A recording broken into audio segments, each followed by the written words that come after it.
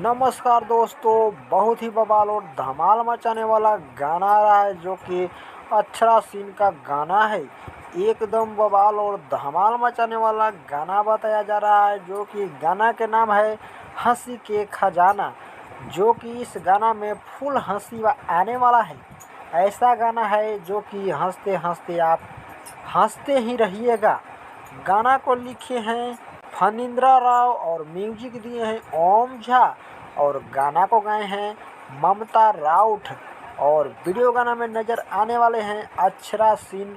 तो एकदम बवाल और धमाल मचाने वाला गाना बताया जा रहा है जो कि हंसी के खजाना गाना के नाम है। तो समझ लीजिए, हमको तो ऐसे पोस्टर में देखने में लग रहा है कि ये मैडम शिक्षक बन करके आएंगी और कॉमेडियल गाना होने वाला है जो कि पीछे बच्चा भी नज़र आ रहा है जो कि क्लास में आने वाली है। तो अक्षरा सिंह के देखिएगा बवाल धमाल गाना। ये गाना आज सुबह 6 बजे आ रहा है जो कि देखिएगा बवाल धमाल गाना है। वर्ल्ड वाइड रिकॉर्ड भोजपुरी के यूट्यूब चैनल से आ रहा है।